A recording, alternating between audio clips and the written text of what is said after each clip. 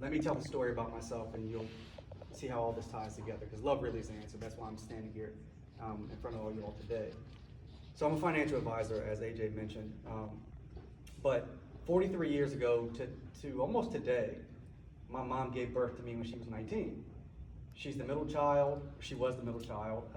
She was at the University of Maryland, and my grandparents were poor, on the borderline of working class, regular family. They sent all 5 of their kids to college, 4 to University of Maryland, 1 to Morgan. And my mom being a middle child, you can imagine their disappointment when she says, hey, I'm pregnant at 18, and we have a kid on the way. And so my dad didn't stick around. He disappeared. And my grandparents wanted my mom to go back to college and finish, so they said, give him to us. So my grandparents, I'm 43, they were around my age when I was born. And here they were with just 1 child, well, 2 kids. My Uncle Timmy was 17 when I was born, and my Aunt Carla, we call her Peachy because my grandfather said she was like a peach when she was born. So Aunt Peachy, they were 17 and 15. So they were getting ready to be empty nesters. Here they are, getting ready to have a newborn in the house with them. But they knew that they needed to help my mom.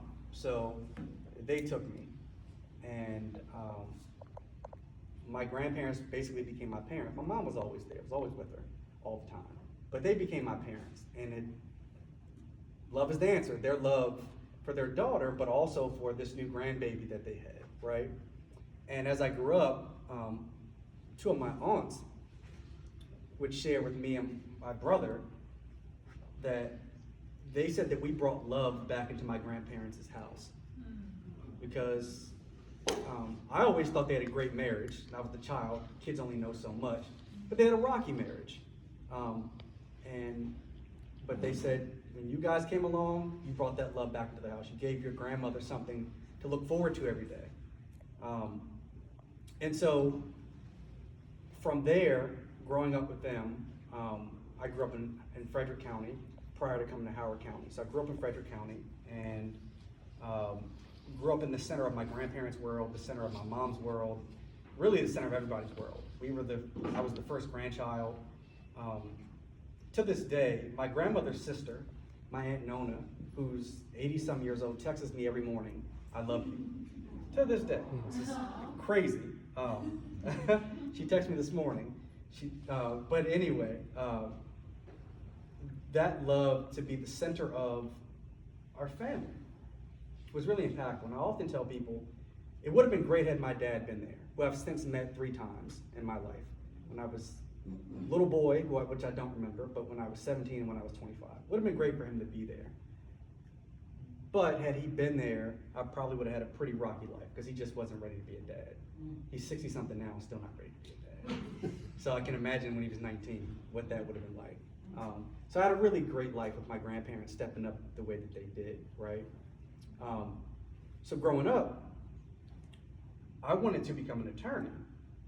So I grew up, my grandparents were born in the early 40s. I grew up hearing what the world was like for them as 2 black people. And I was talking to that young lady earlier about segregation.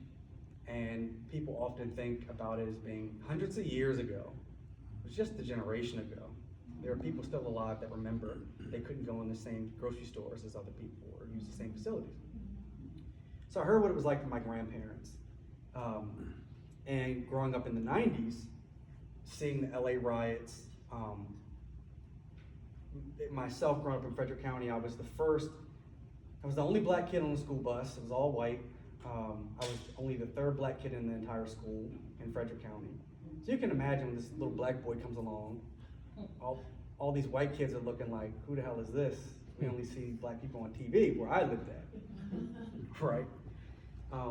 I even remember my grandmother. So we had 2 neighbors, Chris and Teresa, brother and sister. They still live next door to my grandfather's house to this day. Their parents do. And I used to play with Chris all the time. He's 2 years older than me. My sister Teresa is my age. She's 3 days older than me.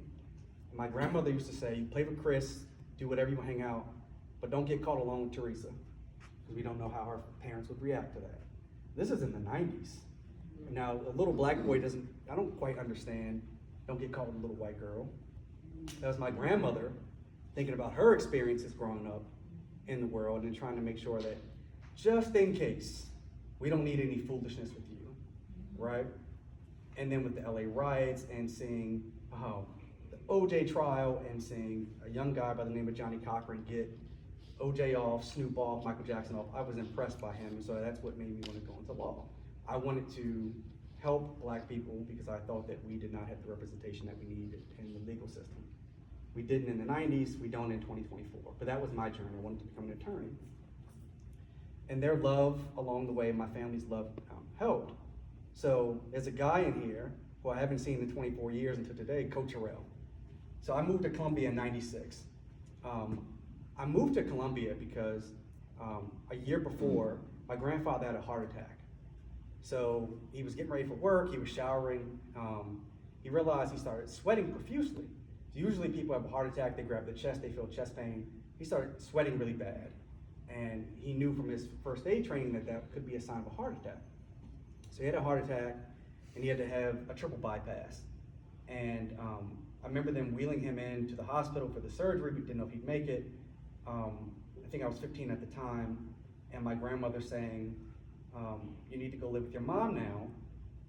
Well, I don't think that we can care for you and your grandfather, but when he's healthy, you can come back if you want. And along the way, my mom never forced us to come live with her. It was always me and my brother's choice. Stay with the grandparents, come, whatever you do, because we were comfortable with my grandparents. So my grandfather gets healthy, and within a year of him getting healthy, my grandmother had breast cancer. So she had breast cancer when I was a little boy, and I didn't know. She had one of her breasts removed. I had no idea. But when I was 17, she died. Breast cancer took her within 2 years of my grandfather coming back from that heart attack. And had to go live with my mom here in Columbia. So I went to Howard High School.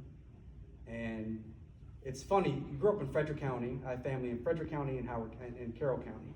You come to Howard County from those two places, this looks like Compton.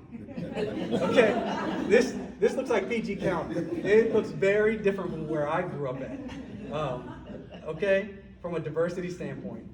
But I come to Howard High School and I meet this guy, Coach Terrell. Now I know he played in the NFL, you guys know him as Greg Carell, but I met him as Coach Terrell. He was a coach at Howard High School when I was there. So it's guys like him who, when you get put out of class, he'll come up to you, hey, teacher said you were put out of class, what's going on? Come and talk to you, right? He always did it with love. Now, Coach Terrell's a big dude. So when he comes and puts his arm around you and asks you, hey, I heard you got put out of class, as I did oftentimes when I was at Howard, he can either put his arm around you in love, or he can choke slam you. And it doesn't matter how bad you think you are as a 10th or 11th grader, he's a pretty big dude. But it's love from people like him along the way that when you step off track a little bit, they help you stay on track, right? And so I go off to college. I went to Howard Community College, and then I went to Shaw University down in North Carolina. And I wanted, like I said, become an attorney. So I studied criminal justice. And I'm down at Shaw. I end up not graduating, and I come back to my mom's house in Columbia.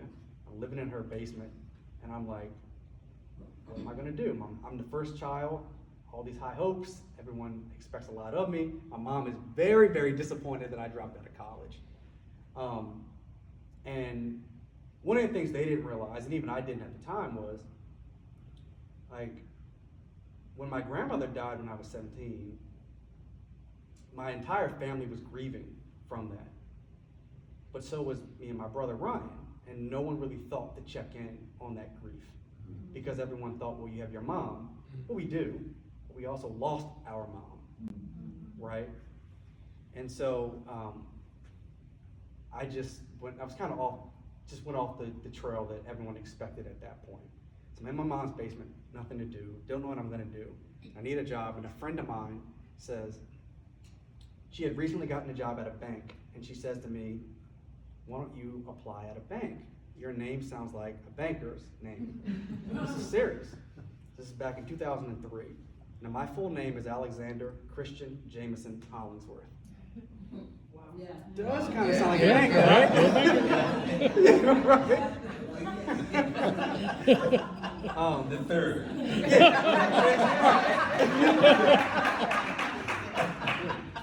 So people often joke I was either going to be an attorney or a banker. I mean, based on my mother, the name my mother did.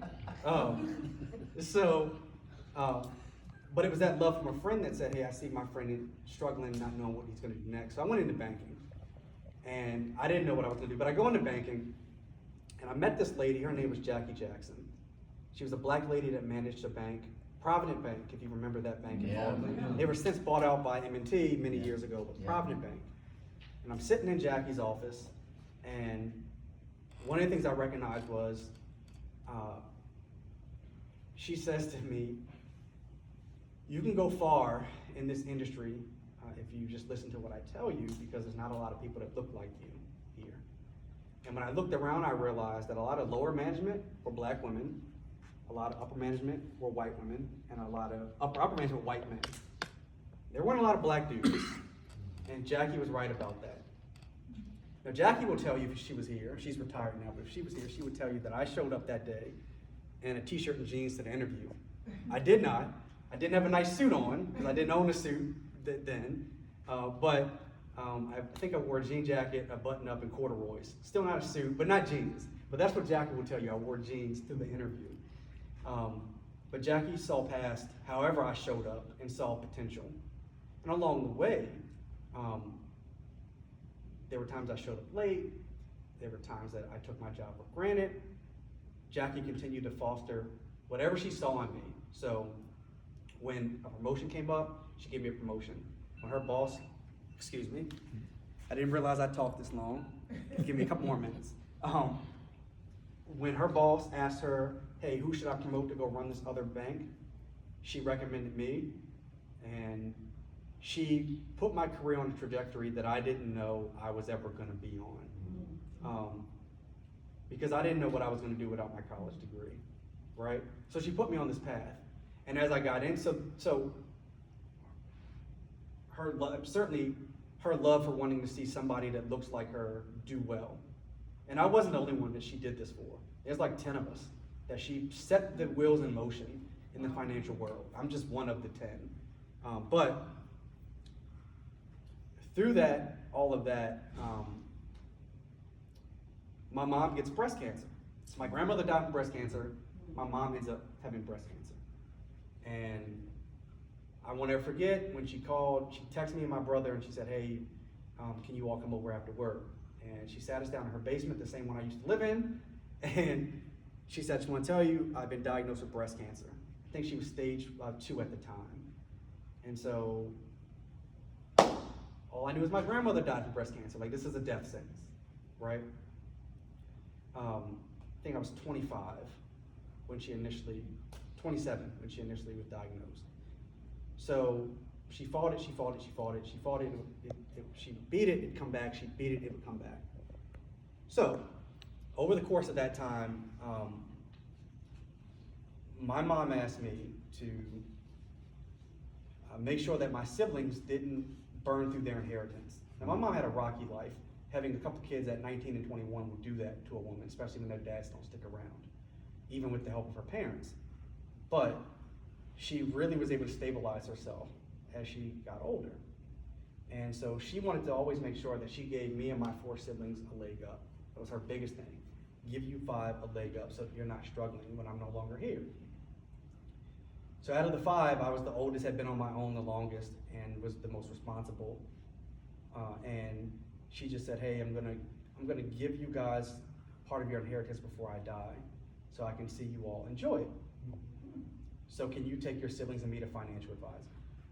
And so this is before I was an advisor. I was still a VP at the bank at the time. So if you have siblings, you can imagine how difficult it is to get 2 of you to do the same thing. To get 5 of you to do the same thing, good luck. So it was me and 2 of my 2 youngest siblings, Brandon and Megan. Now at the time, my mom was given 6 months to live, and she cuts us all, each one of us, a check. And Brandon was studying to be an attorney, and Megan was studying to be a therapist. So I took them to meet a financial advisor in Bowie, Maryland. 3 of us sat down with this woman, and I said, siblings are going to be graduating school soon. My mom gave them the largest sum of money they've ever had in their lives. she does not want them to go buy some kind of car, just burn it, because she won't be here to dig them out of the hole a year from now. And I will never forget it. This advisor said to us, they don't have $250,000 of investable assets. I can't work with them. So this wasn't a white dude saying that to them. This was a black woman saying that to them. And one of the speakers earlier mentioned empathy. This woman didn't have any empathy that these two early 20-somethings were getting ready to say goodbye to their mom in 6 months, right? They were gonna have to move out of their house in 6 months and be on their own for the very first time. No empathy. Forget empathy. She didn't even see, all she saw them as is dollar signs or lack thereof. But didn't even see the potential. One was studying to be an attorney. Now he has a big ass job down in Baltimore City. He makes 6 figures. He's doing great. But she couldn't see that 5 years ago when my mom, before she passed away. All she saw was he didn't have enough then. At the time, I was a VP at Capital One. My wife ran the crisis response team for Anne Arundel County. She didn't even think, well, if I help them, maybe his older brother and his wife will work with me because they have over $250,000 investable assets. She didn't see us as anything more than they don't have enough. I can't even refer them to somebody that might work with them. But forget the dollars and cents. We were gonna say goodbye to our mom. And sometimes you just need to help people through that process of what do they need to do. Just set them on the right path. So I remember leaving that meeting and thinking, how can I volunteer to be part of the solution? So I decided to leave the banking world and start my own firm that would focus on people that look like I did. Because I really started to take stock of how many times have advisors actually reached out to me prior to me becoming one to work with me? And I can count on one hand how many times an advisor's ever said, hey, is someone working with you and your wife? And so I knew if I wasn't getting phone calls, and here I was, a VP at the bank, then people who weren't in my position weren't getting those phone calls either that looked like I did. So I decided to be a part of the solution. So now looking back on all of this, my grandparents stepped up, and it was their love that helped keep me and my brother safe and make sure that my mom had everything that she needed to raise us. My aunts and uncles put their arms around us and became very much like older siblings, more so than aunts and uncles. It's people like Coach Terrell, who I met and would share his wisdom and take a few minutes, if not hours, and talk to you and pull you to the side and just make sure that you have what you need. It's people like Jackie Jackson along the way that whether you show up in jeans or not, or you're late sometimes, she made sure that she would impart her wisdom on you to get you to the next step because she knew somebody else that didn't look like us might not take the time to do that. And so I just said I'm gonna dedicate myself to trying to help other people as much as I can. And so I'll close with this as part of my story. So my mom passed away 5 years ago, and she was given 6 months to live. She fought for 8 months. And it's an interesting thing when you lose a parent, especially when you watch them go from being healthy and strong and being able to do everything in the world to being a shell of themselves. My mom died at 56, so she was a young woman. She wasn't 80 or 90, she was 56. So she got cancer when she was 46 years old, very, very young. My grandmother also died by 56 as well. So it's something that's ravaged my family. But I think about her and my grandmother quite often. And so I became a father 2 years ago. And I don't know if you guys will believe this, but I never wanted to be a dad. It might have something to do with me not having my father, but I never wanted to be a dad. It was just me and my wife. We were gonna be great aunts and uncles, and we were gonna give back to the community and just live our life. But when my mom was alive, every weekend we'd go see her. Hey, do you guys have news for me? And no, mom, like, raising kids is hard. I don't know if I want that. But she'd always ask. And so when she passed away in 2019, and then the pandemic hit in 2020. So what a rocky transition. You lose your mom, and then all of a sudden the world is upside down. and my wife, we always talked about, hey, do we want to have a child, not have a child? We just always were on the same page, let's not have one. But then we thought, you know what? Let's just give it a shot and see what God says. And for me, it was a way to let me try and honor my mom and keep our legacy going. She always wanted a grandchild from me and my wife. So my wife ends up getting pregnant, and we end up having my son, Jaden.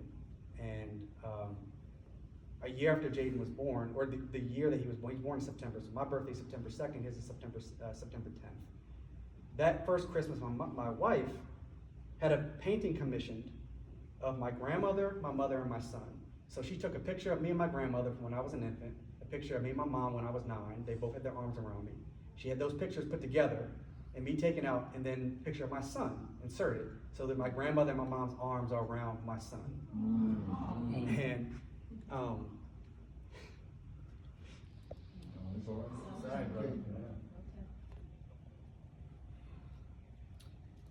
he'll never meet him, unfortunately. But that painting sits on top of my grandmother's piano. When I was a little boy, the church gave her a piano because she always wanted to learn how to play. So I'd come home from school and she'd be in the living room playing it, trying to teach herself. So she died, the piano went to my aunt, and then a few years ago my aunt said, hey, do you want the piano? I said, yeah, I remember her playing it. So now that painting sits on top of the piano, and my son goes over there all the time and sits at the piano and plays it all the time, and stares up at the picture of his great-grandmother, his grandmother, and himself, and he points and he says whatever little words he can say. And that's love right there. Now, I didn't mention my grandfather a lot, and I don't have time to talk about him a lot, but his name was Charles Hollingsworth. CH, I wear this lapel in honor of him. He died last year.